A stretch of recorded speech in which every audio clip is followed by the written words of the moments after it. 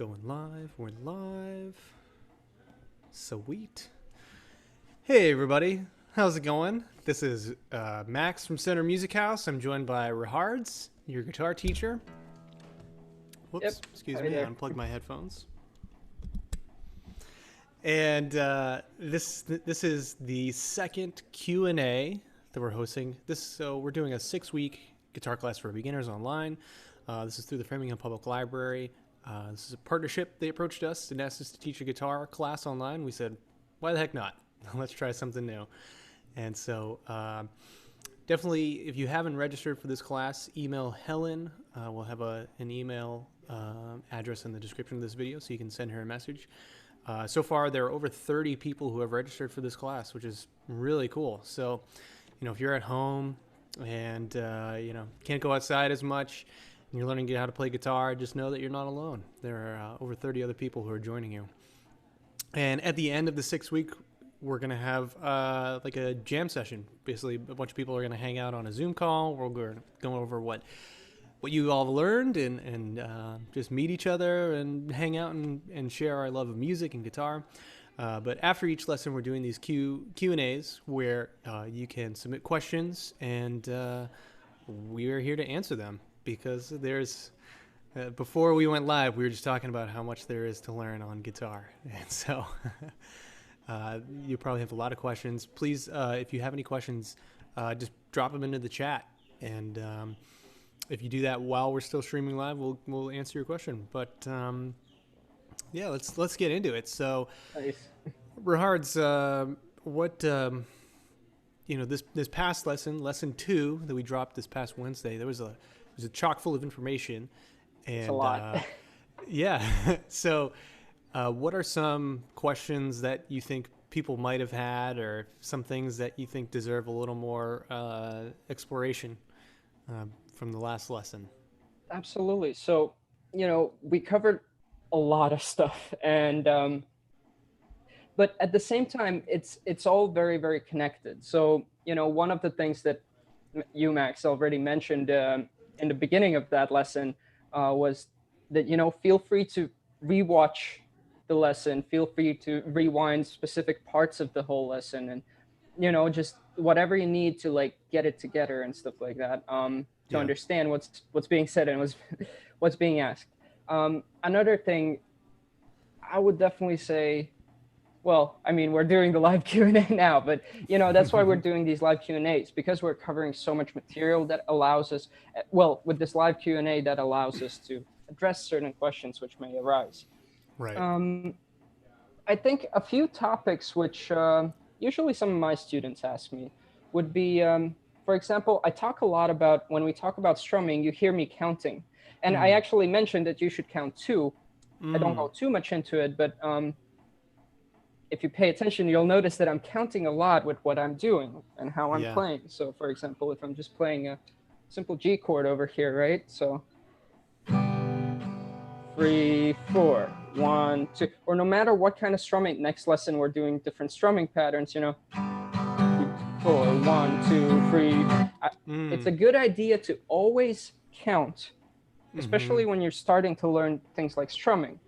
Now, what counting will do is, well, first of all, we all have a sort of inner sense of rhythm and pulse, right? Right. So and it's not a thing that, well, some people have it more or less naturally. Some people have it less. Sure. So in any way, it's a thing that you kind of have to practice and train. And it's a very slippery thing, because if you don't have like a metronome, which is going thick, thick, thick, right, just clap your hands and you don't have any musical training, you might slow down, just like I'm doing now, up. like slow down, speed up, and things like that, right? And you might not even notice it. Right. It's kind of like, I guess, like practicing meditation. You start up, all these thoughts are coming in your mind all the time and stuff like that. Slowly, by practice, you clear out the space in your mind, right? It's the same with this rhythm. You clear out like a way for you to like hear if you're slowing down or speeding up, or how precise you are on the beat. And the Yeah. reason this matters is because, well, if you're not in time, if you're not rhythmical, people will not exactly understand what you're trying to say. Oh yeah. Yeah. um, Right. and counting. People will notice if Oh you're yeah, playing, for your friends, or maybe you're playing at an open mic or a concert, especially if you're playing a song that people know and you're slowing down and speeding up because you're not paying attention to the rhythm, or you haven't practiced and developed that skill enough. It's really noticeable. And it's the kind of thing too, I feel like, where it happens when you're not paying attention to it. And so you might not even be aware of the fact that you're slowing down or speeding up. But absolutely. other people will definitely notice. That's very true. Especially too if you're playing with other musicians, you That's true. know. If you're playing with other musicians, it's, you don't have time. It's not gonna happen. Yeah. That's cool.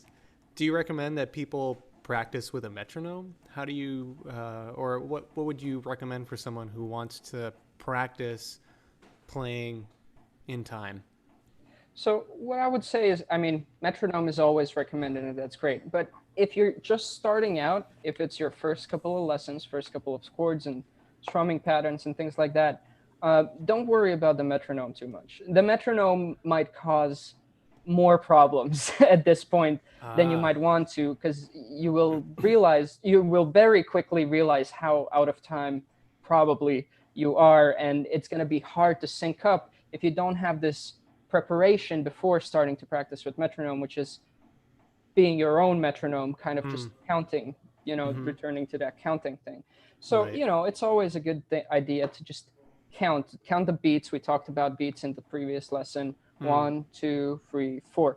Um, if counting beats is hard with the numbers is hard with the strumming right now, uh, one thing we used words like down for the downstroke and up mm, for the upstroke, right? mm-hmm. So if it's hard to count with numbers, you can start out by just getting into that motion, getting into that feel with using just down and up, symbolizing Yeah. down and upstroke. So if you're doing 8 notes, dot, dot, dot, dot, dot, dot, dot, in alternating the strokes, just count down, up, down, up, down, up, down, up. Even that kind of very simple stuff, but doing it out loud and actually doing it while you're playing it, that's going to already help a lot. After a week, Right. you'll be able to feel it much better if you do it every day. and, Yes. and then you can start adding actual numbers. And when you get comfortable with numbers, well, there's a lot of things you can do then. Do you tap your foot to to maintain rhythm? I know some guitar players will tap their foot to the beat as a way to keep themselves in time. Is that something that you do? Oh, that's a very good question. To answer your question simply, yes, I do tap my Okay. foot. And I do recommend that people do something like that, that they tap their foot or like kind of groove, sway to the rhythm at least a little bit. That's Yeah, something physical. something physical to just that you can hold on to, right? Right. Um, Because you don't want to think about it too much. yes, that's true. But you want to have like you don't want to think about it too much, but yeah, you don't want to think about it too much, but you kind of want to have something that you can Yeah. relate the time to. Yeah. In music, there's a lot of talk about feel and feeling the music, and I feel like it's a very physical activity, especially with regards to rhythm. It is, yeah. I mean, like music historically has gone together with dance Right. at all times, Yeah. almost. Yeah. Maybe not so much in the last couple of decades. Mm. Well, no, well, I mean, dancing and stuff like that is still popular. It's a little different. It's not like we're developing certain styles, but that's a whole nother thing. We shouldn't get into Yeah. that. We can have Yeah, another Q&A unrelated to guitar. yeah. Talk about the history of music and dance.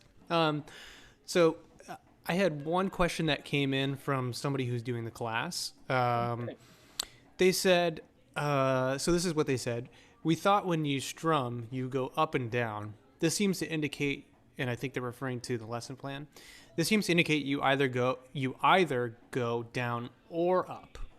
So I think, what would you? I guess they're looking for some clarification about what they should do with strumming. Is it down and up, or one or the other? I see. I see. So let me open up the lesson plan so I see. So what we're doing here is we're taking a look, instead of looking at in one way, there's multiple different ways how we can strum. And the two most basic ways, which will basically build up all the other ways that we're going to strum, is the downstroke, which means we just go down, we let our hand just fall. Exactly. Just let gravity do its thing. And we have the upstroke, which is going up, right? And we talked a lot about different ways how you can do it. But so we have these two directions, down and up. And eventually, once you start feeling more free with it, it's up to you if you're going down or up and how you combine it. Right. But to start off, we have four different strumming patterns as listed in the lesson plan too. Okay. One is with just the arrows going down. So that means that we're doing downstrokes. We're doing just downstrokes. Down, Okay. down, down, down. Now, of course, there is this movement of going up. Yeah. to- In order to go down, you have to go up Yes. before that. Exactly. So, and that's something actually that we're going to be building upon in the next class. But you kind of have to like just, yes, I guess I understand where's the confusion a little bit. Maybe you are going both down and up in order to get back up and do the downstroke again. You do want to get up there, Yeah. again, right? But in terms of making sound, we're only making sound with that downstroke. Right. So in terms of that, we're just thinking about the arrows going down, just doing the downstrokes. Yes, we go up, but it's silent. So Right. this is just downstrokes. So the same is true for upstrokes, the next strumming pattern where we just do 1, 2, 3, 4, going up. It's the same thing. Of course, Right. we have to go down to do the upstroke again. But what we're looking at specifically this time is just this upstroke motion of making the sound, with Right. upstrokes. Right. And then you can combine it, just going down, up, downstrokes and upstrokes. So I guess to clarify, like when you're doing down and up, you won't have those extra silent downs and ups because you don't have to make it back up, right? Yeah. So those are three different things: just downstrokes, just upstrokes, and down, up, alternating them. Right. With, oh man, there's so much to cover about all of guitar, and it makes one thing that my dad taught me guitar a little bit when I was first starting out, and one thing that he recommended is and this gets to what we were talking about keeping time, is you can keep time with your arm. It's like a pendulum, and even if you're not striking strings with your pick, you're still going up and down as a way to keep time. And if you can kind of ingrain that or develop that muscle memory of going up and down to keep time, then you can pick and choose when you strike the strings, and that's when it gets to like artistic expression, and that sort of thing. It's a good thing you mentioned, because that's exactly what we're looking at in the next lesson. Oh, right. Yeah, Good this segue. keeping time with with the pendulum motion and Yeah. exactly, and then you can choose which ones to make sound with and which Yeah. yeah, your dad's smart. That's good. Cool. The person also asked, they said, also in regular notes, how do you know when to go up and down? So I think I'm assuming by regular notes they mean music notation. So if you're looking at a piece of sheet music written for guitar, will it tell you where to have a downstroke and an upstroke? I see. So that really depends. For most of the examples in our lessons, Yeah. I'm gonna be pretty clear about which pattern over what chords and how we're gonna be using. But in terms of the real world, when you go out and you find your own sheet music, your own chord diagrams, and you want to learn a song or tabs or anything like that, it will be a lot of connecting dots by yourself. Right. A lot of chord, and like a lot of chord charts, you go online and you see them only, you see the lyrics written and the chords above the lyrics, and there's Yeah. no actual notation except for the chord symbols. Right. So to read that kind of um, chord notation, I guess Yeah. you have to know the song very well already Right. before trying to play it. So you know very well that this chord is going to go together when that lyric starts, right? Mm-hmm. Mm-hmm. And you'll find many different versions. You'll find uh, what we call lead sheets, just notation with chord symbols above it, which is kind of what I'm using. Yeah. A lot of them won't have strumming patterns, but just the Yeah. chords. So you kind of also, again, either have to know the song or have to be creative enough or free enough in how well you play, like how diversely you can strum and things like that. Yeah. So you can think up your own pattern, which would fit the general mood and feel of the song. So there it's basically, that's a hard question to answer because there's going to be a lot of different things out there, and the more you encounter, the more you'll understand that it's more or less you have to piece it all together yourself. Right. you know Yeah. A of course lot a of teacher helps, but you know Yeah, I was gonna say a lot of music notation assumes that you've heard the song and you know how it goes. yeah. I remember when I was learning saxophone as a kid, and a teacher would introduce a new piece of music for me, and he would be like, "Okay, why don't you just try to sight read this?" And I struggled with it because I'm a very auditory learner, and I would always ask him, "Well, can you play it for me so I know how it sounds, and then I know how to play it?" You know. Yeah. So I think getting familiar with the songs that you're trying to play is really important, or it helps for a Absolutely. beginner. Yeah. You know. Well, that's actually a very good point to mention, like listening.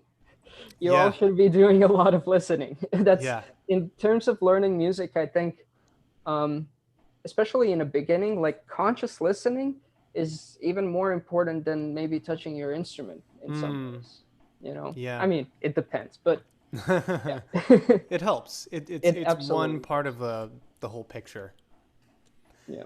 What's fun about uh, tuning into music more, like if you have a particular song that you love and you want to learn how to play it, and you listen really closely, you start to hear things that you didn't hear there before. You know, that's one thing I love about music. It's Oh, just no, it's beautiful. Oh, looks like Max froze, or I froze. Who knows? oh no, Okay, no, we're back. we're back.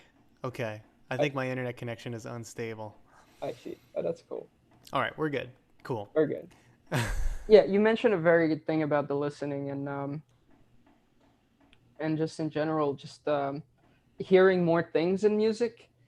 Oh man, that still keeps happening. Like, I mean, I consider myself a pretty avid listener of a lot of different music, and I listen to a lot of music. Lately, actually, even much more than I practice. I don't know if that's a good thing. Maybe it is. Yeah. Um, but like, even after doing so much listening, and I mean, there's people who like people who have done much more listening than I have. But even with having done so much listening, every time, especially after learning something new or reading something new, or things like that, or just educating myself more about what I'm listening to, I every time I hear new things, Mm. Mm-hmm. it's crazy. Mm-hmm. Yeah. And I think you learn, if you're learning how to play an instrument, you learn how to appreciate music more. And like you said, if you learn a new technique on the guitar or a new riff or something, and then you hear it out in the wild, you're like, oh, that's what that person is doing. Yeah. And then if you hear something that is something that you can kind of understand how they might achieve that physically, and you're like, wow, that's really good. I can't do that. I know. It's It's crazy. yeah. um, so the person also asked, chord in guitar. can a chord be just one note? I see. So short answer, no. So a chord is not exactly a thing that is. It's more of a definition of a certain musical thing, which in this case, so when we have a single melody, I Yeah. mean, when we have, yeah, a single melody, that's why people call it a single melody, because it's just one melody. It's just one line, one note at a time. Right. Right? Mm-hmm. It's just a simple, that's a melody when we have one note at a time. When we have a chord means that we have at least 3 different notes playing at the same time. Or not exactly different. They can be they can be the same. Yeah, you can have an octave. But yeah, exactly. But the idea is that the definition of a chord is that it's 3 notes at the same time. Okay. We also have intervals, which is that's pretty self-explanatory. It's an interval from one note to another. So an interval is 2 notes. So we have melody, 1 note, interval, 2 notes, and a chord is 3 notes or more. Ah, okay. Cool. That makes sense. Anything 3 plus is a chord. So yeah. Can you have a melody that's made up of chords or intervals? So if we, I would say I guess if you think about it, then yes.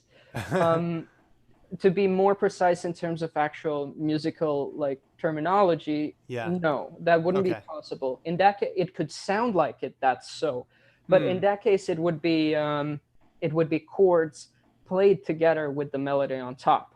For Okay. example, very tightly, or intervals being played as the melody. For example, great song, Blackbird. The melody is very simple. It's just the intro is da, da, da, da. Uh-huh. That's just the melody. And then we have the chords. Doesn't sound like much if I do it like that, but if you do it together with the melody. Yeah. So that's what we That's a call really good chords example. together with a melody. It's not exactly that the melody is part of it is part of the chords, but it is not the chord itself. It's sitting on top of it. Right. It can get kind of complicated though, because you still consider the melody notes as part of the harmony. But harmony isn't exactly the chord. You know, that's a different topic for another time. Yeah. Anybody watching, don't worry about that. Yeah. Not yet, at least. What you call that is you harmonize a melody. So if you write a beautiful melody and you put an interval below it or like chords below it, Yeah. what essentially you were doing is you're harmonizing the melody, harmony, chordifying the melody. Yeah. Which example, is like so prevalent in so much music, harmony. Oh, absolutely. Yeah, like And if anybody's unsure about what that is, it's if there's a song where there's like clearly one voice is the lead voice, and then another voice who's singing the same words in the same time, but singing different notes, and it sounds good together. That's a harmony, and nice. Yep. that's just one pretty basic explanation. Oh, but if that But works, like yeah. barbershop music, that's all about all harmony. Oh man, my dad is did you know my dad sings barbershop? Really? Yeah, Oh, he I'd sings love to bass. see that. Oh yeah. Oh, I'm surprised he hasn't brought it up. Hey, that's crazy. That's cool. Yeah. So okay. They also asked, how do you know in Leaving on a Jet Plane, in the song Leaving on a Jet Plane, which frets to hold down? I see. So that goes back to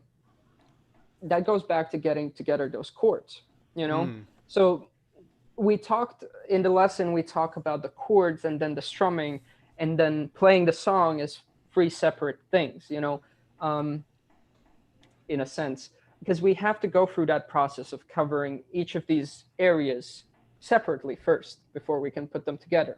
Yeah. Right? So just like we did with the right hand and the left hand, we looked at different ways how we can strum the strings. And then we looked at our left hand on how to position our fingers to play certain chords.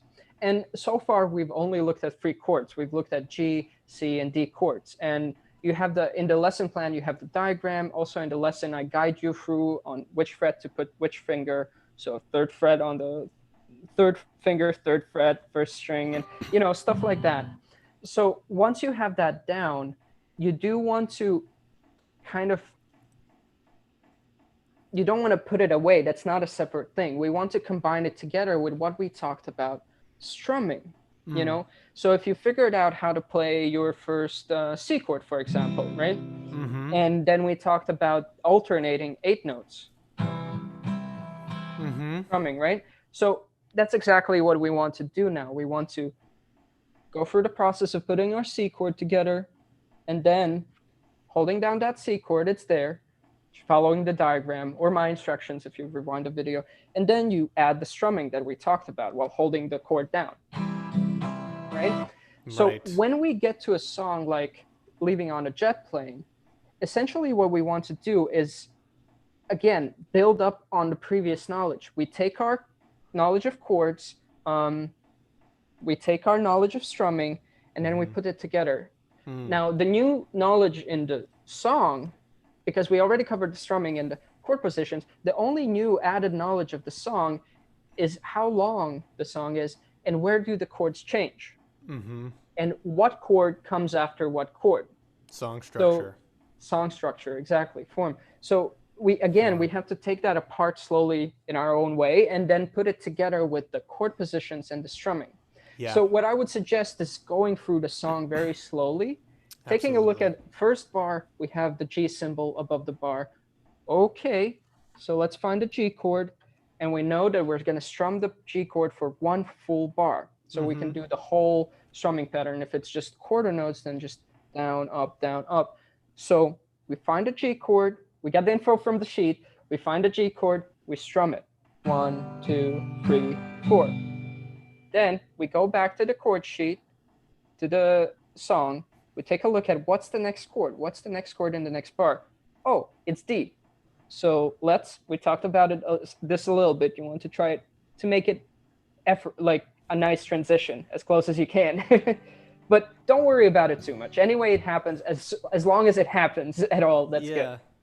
So you go to the D chord, and again, you go through the same process, step by step. Find the D chord, find which frets are the D chord, look at the diagram or look at my explanation, look it up. Oh, there's 1 bar of the D chord, so let's strum it. And so on. And then the next chord, right? Actually, I messed that up. There's no D chord in the next chord is the C chord in Leaving on a Jet Plane. But the idea is the same. Yeah, so you have these, I guess, 3 different sources of information, left hand, right hand, and the paper, which is telling you how to play the chords. And you kind of have to piece them together like a puzzle slowly. And you have to do it yourself. This is a thing that someone can explain to you, but nobody can exactly do it for you. Like dancing. Exactly. And you Unless can you're a puppet. So, just take it slowly, and when you go through it a couple of times, it should start clicking. You should start feeling it a little more naturally, but take it slow, piece by piece. Totally. Yeah, I know whenever I'm trying to learn a song that's hard, I always find that breaking it up into manageable chunks is the way to go. Cut it, and music, if you're working off of a piece of sheet music or, lead sheet, you can refer to the measures as, there are already dividers in the song, and you can just be like, okay, this piece of cake and then this piece of cake, and just eat one piece at a time. Exactly. Yeah. And that's a good idea about, just eating it one piece at a time. What a lot of students do, though, when they understand that concept, but what they end up doing is they go to that to get to that piece that they need to work on, they always start from the beginning. Oh, right. That's a thing that a lot of people do. And I mean, I think everybody does that Sure. in the, like, until you learn how to actually practice, Yeah. you keep going back to the beginning to Right. repeat it from the beginning, even if the beginning sounds fine. Right. You So probably play the beginning more than any other part on the song for I know. practicing. Exactly. And I mean, that's cool. But if you really want, if your problem really is that last bar, for example, or Hmm. that in Leaving on a Jet Plane, for example, that shift from the C chord to the D chord, for example, Yeah. right? If really that is your problem, don't play the whole song. Just Yeah. take a look at those 1 or 2 bars. Just Mm-hmm. isolate it. You don't have Mm. to start from the beginning to get to that. It's not a we're not driving somewhere in this case. We Right. can jump into the middle of the piece of music as well to practice it. Yeah. Yeah. Yeah, You can time travel throughout the song. exactly. Yeah. Yeah. Totally. Um, Let me see if they had any other questions. That was It's the a lot of only. questions. That's good. Yeah, it was good. Thanks for sending that in, whoever that was, and I hope that helped. Um, and we're coming up on the half hour. I don't want to go too long, Yeah. so I'll just want to say a reminder: if you're watching these videos and you have questions, you can send them to the email that we'll have in the description. That's Helen. She's one of the curators at the library who we've been working with. So you can send her a question and she'll forward it to us and we'll ask it in the next Q&A. So it could be about anything related in the lesson or just anything about music or guitar. Honestly, this is the second Q&A we've done and I love just chatting about guitar and music. It's fun. That is true. That's very fun. Yeah. So what will people have to look forward to in our next lesson coming up on Wednesday, Rohards? Yeah. So, like you already mentioned, I already right? teased it. You already teased it. We're gonna be taking a look at different couple of strumming ways. We're gonna be talking about what Max mentioned, this pendulum kind of motion to keep the rhythm going, even if you're not strumming, right? You Mm. want to keep that hand going. And we'll talk about how to, exactly what Max already said, take out a few of those beats to make the sound much more unique and interesting to that specific song. One of the Mm-hmm. very first patterns like that we're going to be looking at is just down, down, up, down, up. Oh yeah. Right? Oh yeah, You that's can do classic. that all day long. Man, that's learning different patterns is so important. I remember, we. Sorry to interrupt. That's all right. Yeah, yeah, It yeah. makes me think. All this talk makes me think about other things. Um, I remember being at an open mic and there being someone who, everybody's a beginner mostly at an open mic. Or it's a good space for beginners to perform. Um, and this isn't like a judgment on this person, but they played one strum pattern for all the songs that they knew, and when you do that, it doesn't sound like those songs. You know, Yeah. if you just take one strum pattern and apply it to 8 different songs, it's it just doesn't sound good. I don't know how else to say it. I know. Yeah. No, that's very true. But so strum patterns, it's like you build up an arsenal over time, just like chords, you know. And it's also one of those things, especially if you really do take that concept of that motion, that rhythmic Mm-hmm. feel, that pulse going on all the time. If you really dig into that and practice that, eventually you kind of break away from the patterns altogether. Mm.